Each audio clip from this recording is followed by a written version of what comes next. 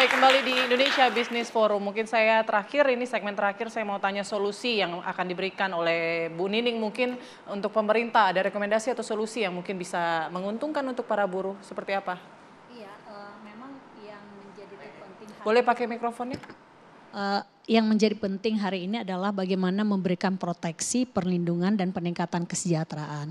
Nah, kalaupun kemudian itu tidak diimbangi dengan berbagai macam kebijakan yang hari ini fleksibilitas tenaga kerja yang sistem magang, kontrak, outsourcing dan orang tidak punya pendapatan yang punya kepastian pendapatan kepastian kerja, pasti akan mempengaruhi pertumbuhan ekonomi kita dan kita semakin tidak baik-baik saja. Apalagi inflasi, semua kebutuhan semakin mahal gitu ya, pendapatan buruh semakin kecil, sedangkan tentang persoalan perlindungannya semakin lemah. Ini akan semakin sulit kita berhadapan ke depan.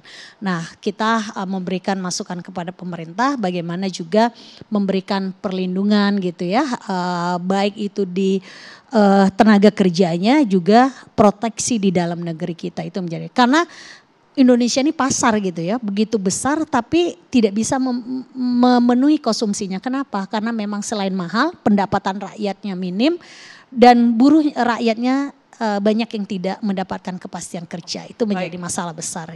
Baik, selanjutnya Pak Danang, mungkin solusi untuk meningkatkan produksi usaha dalam negeri kita seperti apa sih sebaiknya? Saya mau kasih analogi ya, kalau ini mumpung lagi Piala Eropa nih. Kalau ada 1-2 pemain di tim sepak bola itu tidak perform baik, bisa jadi itu kesalahan pemainnya. Tapi kalau seluruh tim itu tidak perform dengan baik, maka kesalahan kaptennya, manajernya gitu. Sama seperti di industri dalam negeri kita. Kalau 1-2 perusahaan tutup, oke lah, mungkin tidak bisa berkompetisi dengan baik, kesalahan manajemen perusahaan. Tapi ini seluruh perusahaan di industri padat karya kita mengalami kekalahan yang luar biasa, baik ekspor ataupun impor. Artinya yang salah siapa? Ya manajernya gitu. Manajernya di industri kita ini siapa? Ya pemerintah gitu. Karena ekosistem investasi TPT itu dibuat oleh pemerintah. Maka sekarang kita tidak perlu menyalahkan pemerintah, iya betul. Tapi memberikan kritik untuk koreksi kan baik juga dong, kita warga negara. Kan kita ingin membangun Kita ingin membangun, karena korban-korban dari kekeliruan kebijakan yang berentet-rentet selama sekian tahun terpelihara ini adalah pertama pasti tenaga kerja buruh. Kedua level berikutnya adalah pengusaha. Yang ketiga ya pemerintah sendiri karena pajaknya mulai berkurang gitu. Nah saran kita ke depan agar ketika menyusun regulasi-regulasi, catatan pertama adalah dengarkan stakeholder dengan baik. Yang kedua adalah lakukan assessment terhadap kira-kira dampak apa yang akan terjadi. Yang ketiga, jangan dadakan gitu loh Mas. Ini banyak sekali regulasi-regulasi kita muncul dadakan berlaku seketika. Wah repot itu. Baik. Matur nuwun. Baik, mungkin singkat Pak Tauhid terakhir, apa yang bisa dilakukan pemerintah?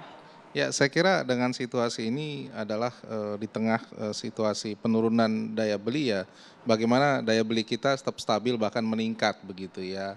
Tentu saja penciptaan lapangan kerja dengan investasi ya diarahkan pada sektor padat karya. Kita nggak bangga 1.400 triliun tapi larinya ke investasi padat modal dan ini terjadi. Harusnya kita berikan insentif agar investasi padat karya ini jauh lebih besar di kita begitu. Yang kedua adalah ya permudah masyarakat mendapatkan harga pangan yang relatif lebih murah begitu.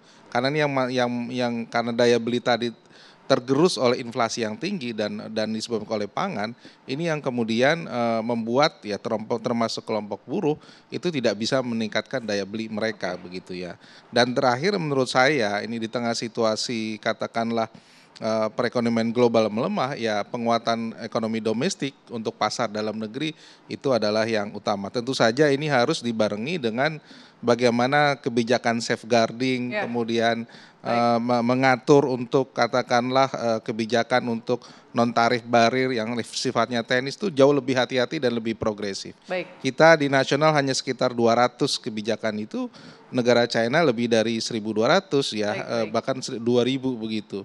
Ini juga melindungi industri kita, dalam negeri kita. Baik, terima kasih banyak atas waktunya Pak Tauhid, Pak Danang, Bu Nining dan juga Pak Fajar. Kita tunggu kebijakan baru dari pemerintah ya supaya bisa memaksimalkan market dalam negeri dan juga mendorong perkembangan usaha. Terima kasih banyak pemirsa telah menemani kami di Indonesia Business Forum pada malam hari ini. Saya Putri Windasari pamit. Sampai jumpa.